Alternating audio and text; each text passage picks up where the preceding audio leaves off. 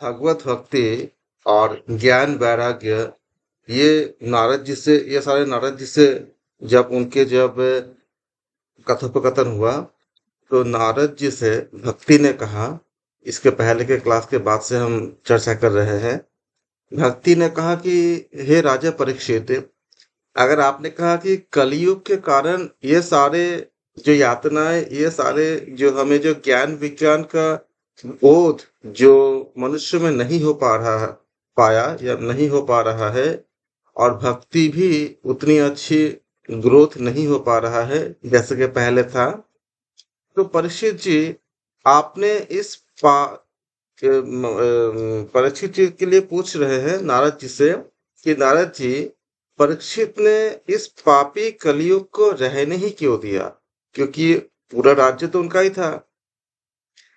इसके आते ही, यानी कि कलयुग के आते ही, सारे वस्तुओं का सार ना जाने कहाँ चला गया। सार मतलब जैसे दर्शन का सार हो गया, ऐसे वेदों का जो हमें ज्ञान हो गया। ज्ञान की जगह अगर हम अज्ञान लेते हैं तो वो भटक जाती है। सही व्याख्या की जगह अगर अगर गलत व्याख्या हो जाए तो वो अज्ञान की तरफ चला जाता है और मनुष्य भटक जाता है। इसी के परिदृश्य में वो पूछ रहे हैं कि ये सारे कारण अगर कलयुग के कारण ही हुआ है, तो फिर राजा परीक्षित ने इस पापी कलयुग को रहने ही क्यों दिया, क्योंकि उन्हीं का पूरा राज्य था। ये भक्ति पूछते हैं नारद जी से। करुणामय श्री हरि से भी यह अधर्म कैसे देखा जाता है? मुनिवर, मेरा संदेह दूर कीजिए। भक्ति प्रार्थना करते हैं नारद जी से। आपके वचनों से मुझे बहुत शांति मिलती है, क्योंकि नारद जी परम संत थे और संत के वचन से बहुत ज्यादा शांति मिलती ही है। इसलिए भक्ति ने नारद जी से अनुरोध करके पूछे। तब श्री नारद जी ने बोले, यदि तुमने ये पूछा है तो मैं आपको बता रहा हूँ। हे कल्याणी, मैं तुम्हें सब बताऊंगा और तुम्हारा दुख भी दूर करूंगा, क्योंकि एक साधारण प्रश्न है कि अगर ऐसा कलयुग के कारण ही अगर ऐसा हो रहा है, तो फिर कलयुग की उत्पत्ति ही क्यों हुआ, कलयुग का आने ही क्यों दिया गया? ये सवाल भक्ति ने हम सबके लिए पूछे हैं, हम सबके प्रतिनिधि के रूप में, क्योंकि ये सवाल हम सबके अंदर भी कभी ना कभी आते ही होंगे। ये चारों युगों में, सत्य, त्रेता, द्वापर और कली में, जब बाकी तीनों युग इतना धार्मिक युग था, तो कलयुग को एंट्री मिला ही क्यों, नहीं मिलता। तो ये सारे जो पाप हो रहे जो हो रहे हैं, आज जो राज्य में दिख रही है, हमारे जो बुद्धि जो शुद्ध नहीं हो पा रहा है, ये सारा चीजें होती ही नहीं। तो हम सबके लिए भी ये प्रश्न भक्ति ने नारद जी से पूछे थे। नारद जी कहते हैं, जिस दिन भगवान श्री कृष्ण इस भूलोक को छोड़कर अपने परम धाम को पधारे, जब उन्होंने शरीर का त्याग कर दिया, उसी दिन से यहाँ संपूर्ण साधनों में बाधा डालने वाला कलयुग आ गया। ये आप लोग नोट कर सकते हो कि कलयुग की एंट्री कब से हुआ है। जब श्री कृष्ण ने अपने शरीर को त्याग दिए और अपने धाम को चले गए, उसके बाद कलयुग का एंट्री हुआ था। दिग्विजय के समय राजा परीक्षित की दृष्टि पड़ने पर कलयुग दीन के समान उनके शरण में आया। इसके पहले बहुत बड़ी कथा है, यहाँ बहुत शॉर्ट में बताया जा रहा है। कलयुग को देख लिए थे राजा परीक्षित ने, कलयुग उनके शरण में आए। कमर के समान सारग्राही राजा ने ये पाए, क्योंकि अगर राजा चाहते, उन्होंने उसके बीच में कोई कथन हुए थे, कुछ कम्युनिकेशन हुए थे, कुछ डिस्कशन हुए थे। कलयुग को राजा परीक्षित पहले रहने नहीं दे रहे थे, वो बता रहे थे कि तुम मेरे सीमा से बाहर चले जाओ। तब कलयुग कहते कि हर तरफ तो आपके ही राज्य है, मैं कहाँ जाऊं। तो उस समय एक डिस्कशन चलता है। कलयुग कहता है कि विधि के विधान के अनुसार अभी मेरा युग शुरू होगा, मुझे आना ही है। और कलयुग तब चर्चा भी करता है कि माना कि मेरे अंदर बहुत सारी बुराइयां हैं, मैं भ्रमित करता है बुद्धि को, और बहुत सारे पाप कर्म भी उत्पन्न होता है, लेकिन मेरा एक अच्छाई भी है। तो परीक्षित ने पूछा, तुम्हारा क्या अच्छाई है? तो कलयुग ने कहा कि अन्य युगों में जो हजारों साल तपस्या करके, यज्ञ करके जो फल को प्राप्त करना मुश्किल होता है, कलयुग में केवल हरि नाम का या इष्ट नाम का जाप करके उसको थोड़े दिन में करके ही प्राप्त किया जा सकता है। मैं मानता हूं, कलयुग कहता है कि कलयुग मानता है कि ये पाप का युग है, हर तरफ बुद्धि को भ्रमित करता है, बहुत सारा पाप को उत्पन्न करता है। लेकिन कलयुग ये भी कहता है कि जो व्यक्ति प्रभु के नाम का चिंतन करता है, हमेशा स्मरण करता है, और अपने इष्ट नाम, गुरु नाम या प्रभु के नाम का जो हमेशा जाप करता है, मैं उसको बुद्धि को नष्ट नहीं कर सकता, नहीं करता, बल्कि मैं उसको प्रमोट करता हूँ, मैं उसको ज्यादा मैं उसको उत्साहित करता हूँ कि और जल्दी उसको भगवत प्राप्ति हो जाए, जो हजारों साल के तपस्या से नहीं होता था। कलयुग के जो उम्र होते हैं नॉर्मली मैक्सिमम एवरेज ऑन मान लीजिए 100 साल भी अगर है, तो इस छोटी से उम्र में, क्योंकि 100 साल तो हम पूरा भजन नहीं कर पाते, बचपन निकल जाती है, हमें समझ आते आते आधा समय निकल जाती है। बहुत कम ही लोग होते हैं जो बहुत बचपन से शुरू कर पाते हैं। लेकिन तब भी जितना भी समय है, अगर कोई लगातार अगर नाम जप करेगा, तो मेरे युग में बहुत जल्दी उनको मोक्ष मिल जाएगा, ये हमारे अच्छाई है।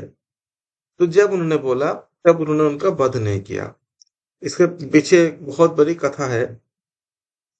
तो यहाँ बता रहे हैं कि इसलिए भ्रमर के समान सारग्राही राजा ने ये निश्चय किया कि कलयुग का मुझे वध नहीं करना चाहिए, क्योंकि उसमें एक अच्छाई भी है। और इसी अच्छाई के कारण बहुत सारे जो ज्ञानी या देवता इत्यादि भी कलयुग में जन्म लेना चाहते हैं, बशर्ते वो जन्म लेके खाली भजन कर सके, खाली जाप कर सके। इसी को ईशावास्य उपनिषद में बताया भी गया है कि आपको कोई काम छोड़ना नहीं है, आप सारे काम करो। जैसे गृहस्थ में आना, शादी करना, संतान उत्पन्न करना, सारा कुछ करो। जो भोग मिली है उसको भोग लो। अब भोगना भी कोई बुरी बात नहीं है, लेकिन कर्तव्य समझ के सारे काम करो, और त्याग पूर्वक भोग करो। कि जैसे मान लीजिए कि आपको भोग करने के लिए कुछ टाइम मिला है, जैसे जैसे आप किराए में रहते हो, तो आपको पता है कि मकान अपना नहीं है, किराए दे रहे हो, जब तक हो तब तक हो, लेकिन आप भोग रहे हो। वैसे ही त्याग पूर्वक भोग करो, और सारे चीज का फर्ज समझ के आपने संतान को उत्पन्न किए, उनको परवरिश करना फर्ज है। उसके फायदा क्या होगा?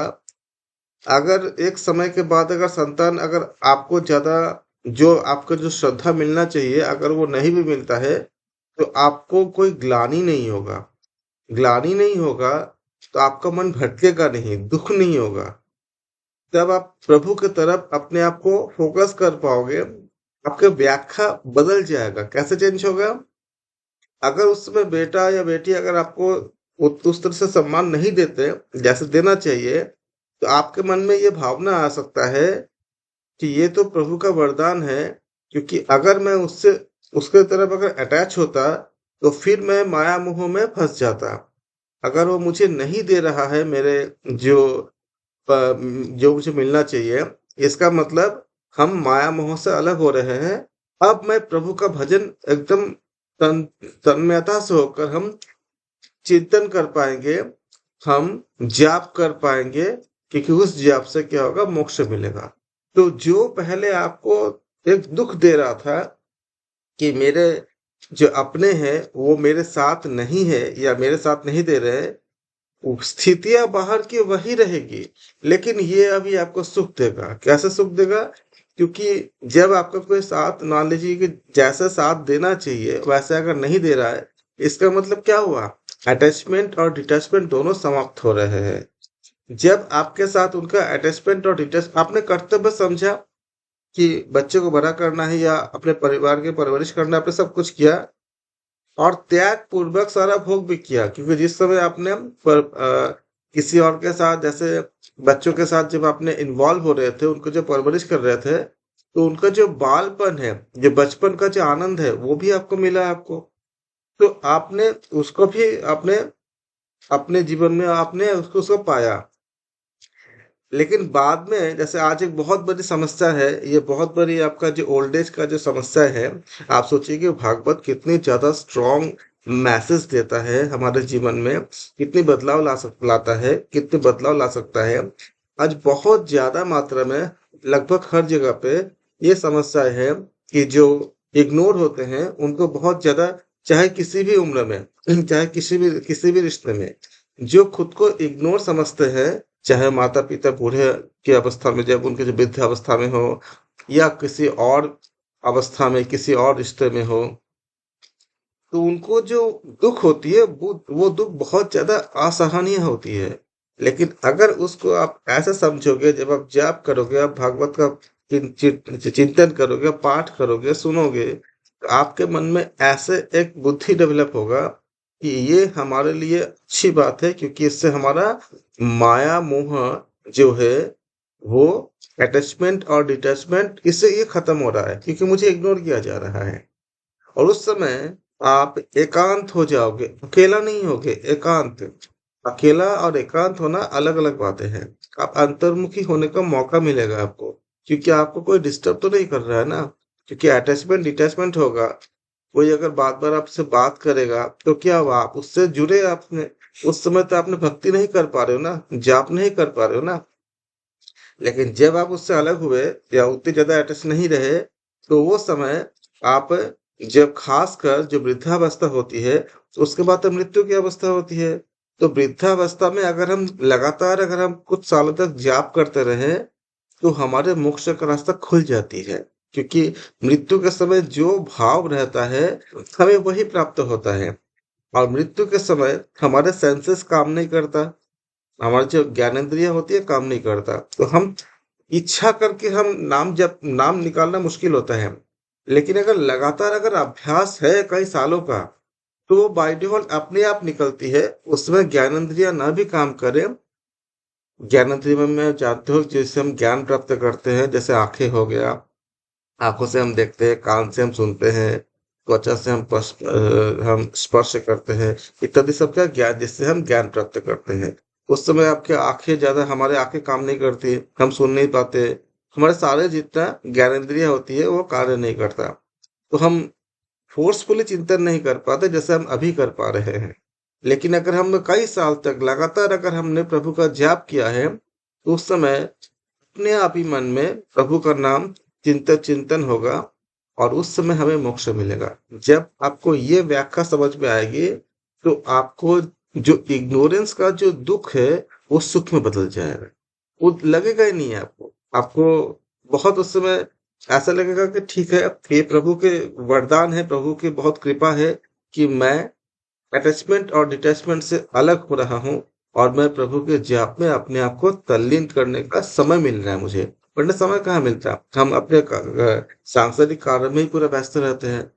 तो ये जो है, कलयुग कहता है कि अगर कोई ऐसा करता है, और उस समय कलयुग का प्रभाव भी नहीं होता जब आप जाप करोगे, तो मृत्यु के समय आप खाली प्रभु का नाम खुद ब खुद चिंतन में आएगा, और मोक्ष की तरफ आप चले जाओगे।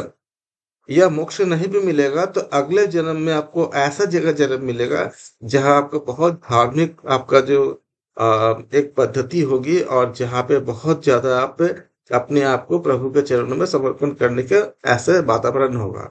फिर उस जन्म में आपको मोक्ष मिल जाएगा। जब आपको ये समझ में आएगा, तो क्या होगा, ये जो जो चीजें आपको पहले दुख दे रहा था, वो आपका बहुत अंदर से, दिल से खुशी देगा, शांति देगा, और आप नाम जप कर पाओगे। क्योंकि ये उस समय वृद्धावस्था में बहुत ही ज्यादा आवश्यक है। वो एक एसेट्स की तरह होता है। मृत्यु के बाद हम कुछ भी साथ लेकर नहीं जा सकते, लेकिन ये जो जाप होगा, नाम प्रभु का जो नाम जप होगा, गुरु मंत्र का जो जाप होगा, ये हमारे उस समय की संपत्ति की तरह होगा जब हमारे मृत्यु के बाद हमारे मोक्ष की तरफ ले जाने में कार्य करेगा। इसलिए कलयुग का उन्होंने वध नहीं किया। परीक्षित जी ये समझने के बाद उन्होंने कलयुग का वध नहीं किया, क्योंकि जो फल तपस्या, योग और समाधि से भी नहीं मिलता, जिसकी हम चर्चा कर रहे थे, कलयुग में वही फल श्री हरि कीर्तन से ही बहुत अच्छे से, भली भांति से मिल जाते हैं। आज जो हमने चर्चा किया है, अगर आप इसको गहराई से हमेशा सोचोगे तो इतना आपको अच्छा फील होगा कि इसके बाद अगर जीवन में कोई चुनौतियां आएंगी, कोई चैलेंजेस आएंगे, तो वो आपको ज्यादा प्रभावित नहीं करेगा। आप प्रभु की कृपा मानोगे। आप उस समय जब आप एकांत में होगे, ज्यादा अगर आपको मान लीजिए कि ज्यादा आप अगर किसी सांसारिक कार्य में अगर या रिश्तों में अगर नहीं, अगर आप अटैचमेंट डिटैचमेंट पे हो, तो आप नाम जप करने के लिए, प्रभु का नाम जप करने के लिए, गुरु मंत्र का जप करने के लिए आपको उतनी ज्यादा समय मिलेगा, उतनी ज्यादा मौका मिलेगा, और बाहर का डिस्टर्बेंस उतनी ही कम होगी। तो उस समय आप इसको वरदान मानोगे। सोचिए कि कितनी सुख मिलेगा उस समय। ये है भागवत का परिणाम। ये इस बात को देख करके तब परीक्षित ने बोला ठीक है तुम रहो। उन्होंने उसको नष्ट नहीं किया। अगर चाहते तो कर सकते थे, लेकिन उन्होंने नष्ट नहीं किया। ये नारद जी ने बताया भक्ति को। इस प्रकार सारहीन होने पर भी इस एक ही दृष्टि से सार युक्त देखकर परीक्षित जी ने कलयुग में उत्पन्न होने वाले जीवों के सुख के लिए इसे रहने दिया। कौन से सुख? जो हमने भी बात किया, गुरु मंत्र जाप करने का सुख, भगवत चिंतन का सुख, नाम जप का, ये हरि नाम के या अपने इष्ट नाम के जाप का सुख। इस समय लोगों के कुकर्म में प्रवृत्त होने के कारण सभी वस्तुओं का सार निकल गया है। सभी वस्तुओं का सार निकल गया है और पृथ्वी के सारे पदार्थ बीजहीन भूसी के समान हो गए हैं।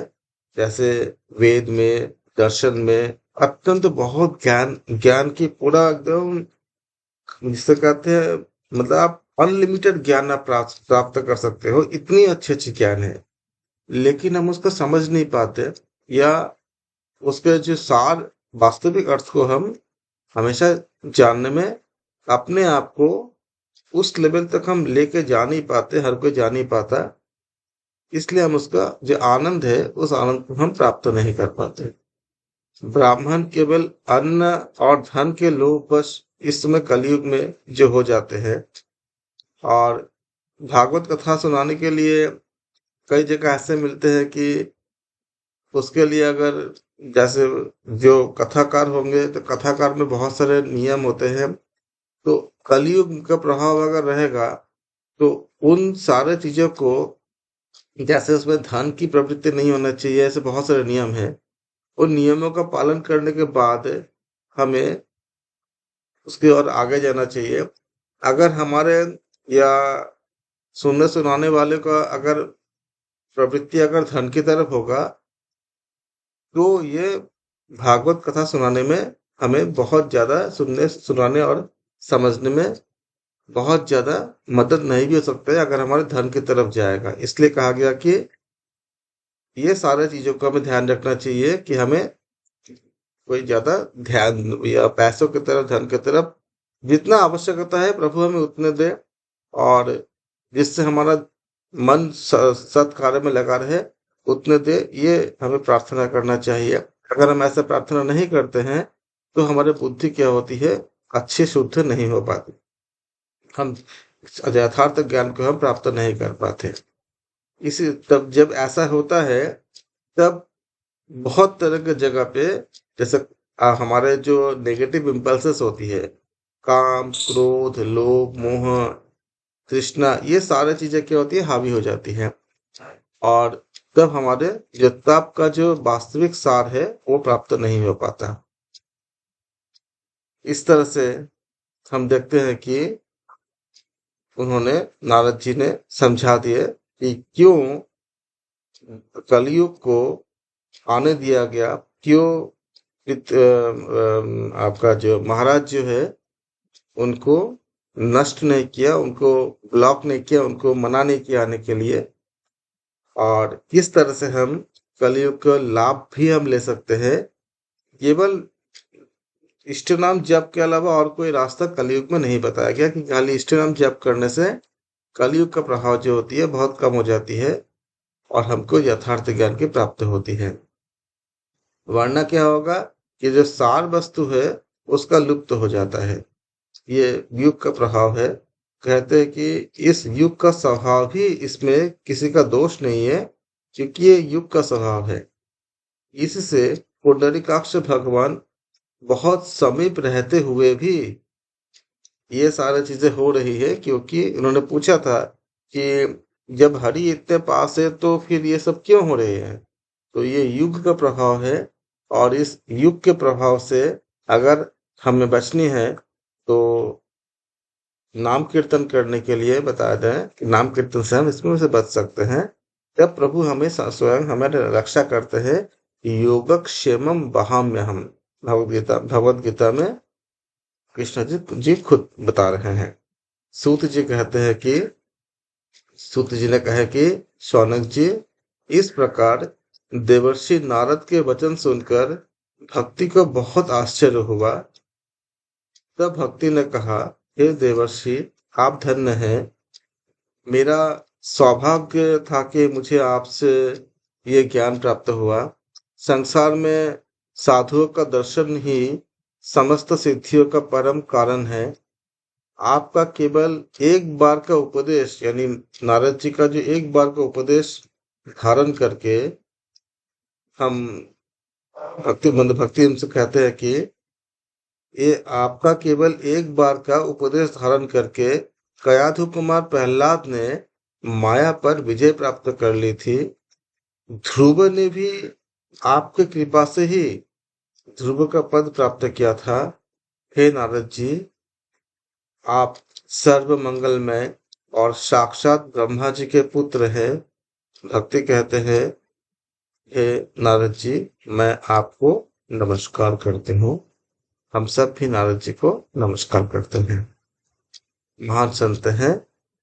अगर हम नमस्कार करेंगे, हम उनको श्रद्धा करेंगे, प्रणाम करेंगे, ऊर्जा के रूप में हमारी भावनाएं नारद जी तक पहुंचेंगे, और उनके जो ब्लेसिंग्स है, उनके जो आशीर्वाद है, हम सबको प्राप्त होगा। तो आप सब भी नारद जी को प्रणाम अवश्य करें। दूसरा अध्याय करेंगे, भक्ति का दुख दूर करने के लिए नारद जी का उद्योग। पहला अध्याय इस तरह से समाप्त हो गया, और पहला अध्याय में हो कि सबको हम सबको बहुत अच्छे चीजें मिले हैं कि कैसे हमें जीवन में जब दुख आते हैं, जब इग्नोरेंस आते हैं, जब हमें हमारे अपेक्षित पद या प्रतिष्ठा नहीं मिल पाती है, तो हम भगवत की ज्ञान से कैसे उस दुख को हम सुख में बदल दें। अगर हम उस समय हरि नाम का चिंतन करेंगे, अपने इष्ट नाम का जाप करेंगे, अपने गुरु मंत्र का जाप करते रहेंगे, तो वो एक बहुत बड़ा मौका होगा जीवन के लिए। क्योंकि सारे दूसरे कार्य करते हुए अगर हमें मान लीजिए प्रतिष्ठा मिल जाता, अगर हमें बहुत ज्यादा मान सम्मान मिल जाता, तो क्या होता है, हम उसी में उलझ जाते, उसी में इन्वॉल्व हो जाते हैं। अगर मान लीजिए कि मेरा कोई कोई प्रशंसा कर रहा है, चार बातें, चार लाइन बोल दिया मेरे प्रशंसा में, तो मैं भी उसको दो तीन लाइन और बोलूंगा, फिर वो कुछ और बोलेंगे, फिर वो कम्युनिकेशन इतनी ज्यादा लंबी हो जाती है कि पता नहीं चलता कि कैसे कई घंटे निकल जाते हैं। लेकिन अगर ये नहीं होगा तो जो समय निकलता कम्युनिकेशन में, वो कम्युनिकेशन होगी नहीं। उस समय अगर आप हरि नाम का जाप करेंगे, प्रभु का नाम जाप करेंगे, तो आप एक अलग ही लेवल पे अपने चेतना को लेके जा सकते हैं। तो ये बताइए कि कितने अच्छे हमारे पास मौका हुआ ना, अच्छा हुआ ना। ये कलयुग का जो पॉजिटिव पार्ट है, ये हमने आज जाना। दूसरे अध्याय में नारद जी कहते हैं कि भक्ति, तुम व्यर्थ ही अपने को क्यों ऐसे इतना दुखी करते हो, क्यों खेद में डालते हो, आप इतने चिंतित क्यों हो। भगवान श्री कृष्ण के भगवान श्री कृष्ण के चरण कमलों का चिंतन कीजिए। उनकी कृपा से भक्ति आपका सारा जो दुख है वो दूर हो जाएगा। यहाँ नारद जी भक्ति के लिए कह रहे हैं, लेकिन वास्तव में वो नारद जी ये बातें हम सबके लिए कह रहे हैं, क्योंकि हम सबकी भी ऐसे बहुत सारे जिज्ञासाएं होती है, बहुत सारे दुख होते हैं। तो नारद जी उनके माध्यम से हम सबको भी बता रहे हैं कि जब हम दुखी होते हैं तब ईश्वर के अपने अपने इष्ट देवता के या गुरु मंत्र के द्वारा या गुरुदेव के चरण कमलों का चिंतन करेंगे, उनके बारे में ध्यान करेंगे, और हम नाम जप करने से जितने दुख है अंदर से एक ऐसा ऊर्जा, एक ऐसा सोच डेवलप होगा, बाहर निकल के आएगा कि सारे दुख हमारे दूर हो जाएंगे। नारद जी कहते हैं, जिन्होंने कौरव के अत्याचार से द्रौपदी की रक्षा की थी और गोप सुंदरियों का जिन्होंने साथ हमेशा थे, वो श्री कृष्ण कहीं दूर नहीं है, वो ऊर्जा के रूप में हम सबके साथ हमेशा है। नारद जी कहते हैं, फिर तुम तो भक्ति हो। हाँ, भक्ति के रूप में हम सबको भी बोलते हैं कि अगर हमारे अंदर भक्ति है तो श्री कृष्ण भी हमारे साथ ही है। तो भक्ति और सदा उन्हें प्राणों से भी प्यारी है, किनको? श्री कृष्ण को। जब हमारे अंदर जब भक्ति की उत्पन्न होती है तो भक्ति के साथ साथ श्री कृष्ण के रूप भी हमारे साथ सामने, भले ही हम उनको देख नहीं पाते हैं, लेकिन ऊर्जा के रूप में सदैव हमारे साथ विद्यमान रहते हैं। क्योंकि भगवान कृष्ण को भक्ति बहुत ज्यादा प्यारे है। बहुत भक्ति युग में कहते हैं कि मेरा भक्ति, भगवान कृष्ण कहते हैं कि हे अर्जुन, मेरा भक्ति श्रेष्ठ है। तो जो भक्ति करते हैं उनके अंतर मन में, हृदय में श्री कृष्ण सदैव विद्यमान रहते हैं। इसी को नारद जी बता रहे हैं कि भक्ति के बुलाने पर जो भक्ति करते हैं, भगवान खुद ही, हम अगर अज्ञानी भी है तो भी हमें मदद करने के लिए, हमारे दुखों को दूर करने के लिए हमारे पास सदैव रहते हैं, सदैव आ जाते हैं, क्योंकि वो हृदय हृदय में विद्यमान हमेशा है ही। जागृत होकर हमें प्रेरणा देते हैं, हमें सत्मार्ग दिखाते हैं। वो हमारे अंदर ही जागृत होते हैं, हम सबके अंदर जागृत होते हैं। हाँ, परम चेतना के रूप में हम सबके अंदर सदैव विद्यमान है। सत्य, त्रेता और द्वापर, इन 3 युगों में ज्ञान और वैराग्य मुक्ति के साधन थे। इसको आप लोग नोट करेंगे। इन 3 युग में क्या था? ज्ञान और वैराग्य से मुक्ति होती थी। इसलिए बताया गया था कि भक्ति के साथ ज्ञान वैराग्य पहले बहुत एकदम तरुण अवस्था में थे, लेकिन जब कलयुग आया तो हम यथार्थ ज्ञान को हम समझ पाने में हमेशा सक्षम नहीं हो पाते हैं। इसलिए उनको बताया गया कि वो ज्ञान वैराग्य बूढ़े हो गए हैं। नारद जी कहते हैं कि किंतु कलयुग में केवल भक्ति ही ब्रह्म सायुज्य मोक्ष, हमें मोक्ष देने वाले हैं, क्योंकि भक्ति के द्वारा जो ज्ञान वैराग्य वो स्वतः ही अपने अंदर प्रकाशित हो जाएगा।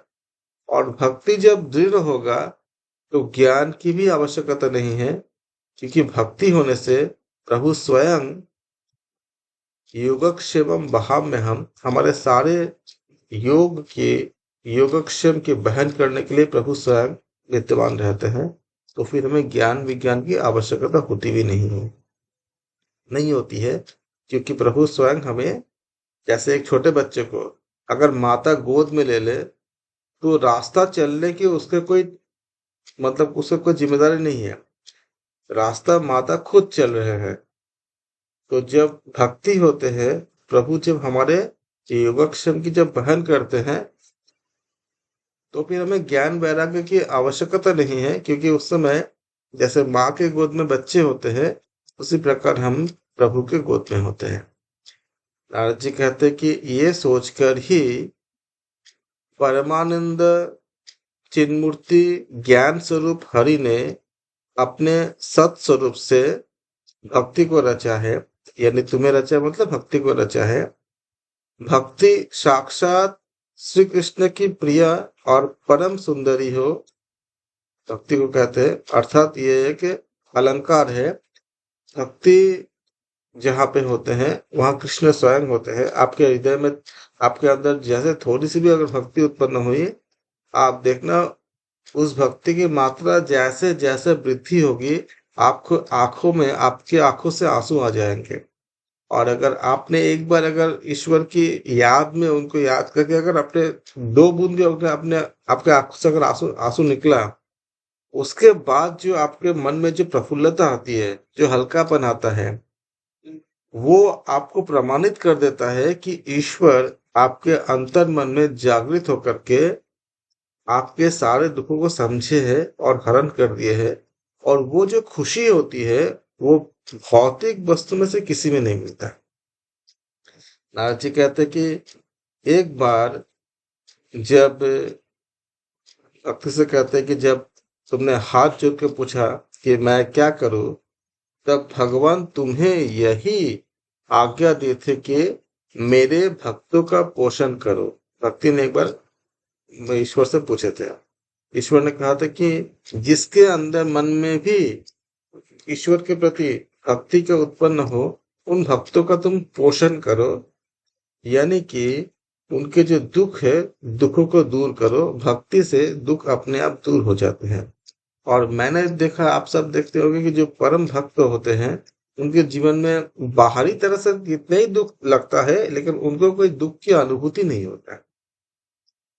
भगवान भक्ति से कहते हैं कि तुमने भगवान की वह आज्ञा स्वीकार कर ली थी। नारद जी कहते हैं इससे तुम पर श्रीहरि बहुत प्रसन्न हुए, और मतलब भक्ति पर बहुत प्रसन्न हुए, और भक्ति की सेवा करने के लिए मुक्ति को तुम्हें दास के रूप में दे दिया। यानी कि मुक्ति भक्ति के साथ हमेशा चलती है। यह मुक्ति मतलब मोक्ष हो गया। यानी जैसे भक्ति जहां से उत्पन्न होती है, वहां जब हम शरीर छोड़ देते हैं, तो मुक्ति भी प्राप्त हो जाती है। क्योंकि मुक्ति दासी के तरह भक्ति के साथ हमेशा रहते हैं। क्योंकि भगवान श्री हरि ने जो मुक्ति है, उसको दासी की तरह भक्ति के साथ जोड़ दिया है। इसी को नारद जी बताते हैं कि हे भक्ति, तुमने भगवान की वह आज्ञा स्वीकार कर ली, इससे तुम पर श्रीहरि बहुत प्रसन्न हुए और तुम्हारी सेवा करने के लिए मुक्ति को तुम्हें दास के रूप में दे दिए थे, और इन ज्ञान वैराग्य को पुत्र के रूप में दिए थे। क्योंकि जब भक्ति होती है, तो ज्ञान वैराग्य अपने आप अंदर उत्पन्न हो ही जाती है। और जो जैसे हमारे माता ने हमें जन्म दिए हैं, तो जो जन्म देते हैं वो माता कहलाते हैं। तो ज्ञान वैराग्य किससे जन्म लेता है? भक्ति से जन्म लेता है। तो उनको पुत्र के रूप में बताया गया है। नारद जी कहते हैं कि तुम अपने साक्षात स्वरूप से वैकुंठ धाम में ही भक्तों का पोषण करती रहो। भूलोक भूलोक में तुम्हें उनके पुष्टि के लिए केवल छाया रूप में धारण करके रखा गया है। तब तुम मुक्ति, ज्ञान और वैराग्य को साथ लिए पृथ्वी तल पर आए, और सतयुग से द्वापर युग बड़े ही आनंद से रहे। ये नारद जी भक्त से कहते हैं उनका उत्पत्ति कैसे हुआ और धरती पे कैसे आया। कलयुग में तुम्हारे दासी मुक्ति पाखंड या कलयुग के जो भ्रमित बुद्धि के कारण, हम जो वास्तविक ज्ञान से जब हम अलग हो जाते हैं, तो हमें मोक्ष नहीं मिल पाता। इसीलिए बताया गया है कि जो मुक्ति है वो छीन होने लगी है। क्योंकि मुक्ति के लिए वास्तविक भक्ति चाहिए होता है, दिखावा नहीं चाहिए होता है।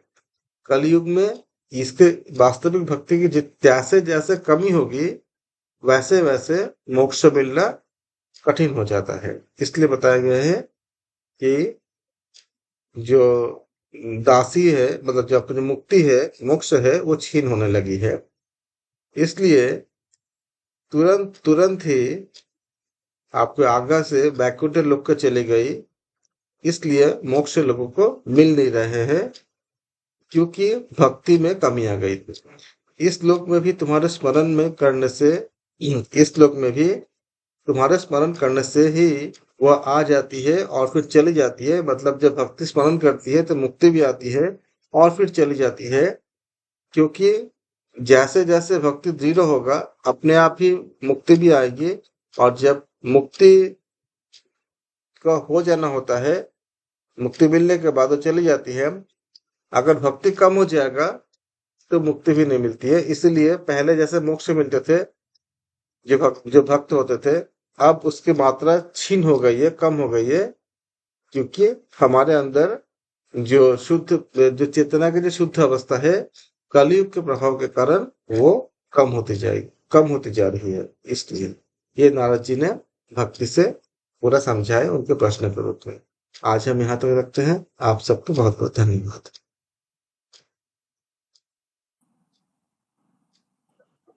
जय श्री कृष्ण।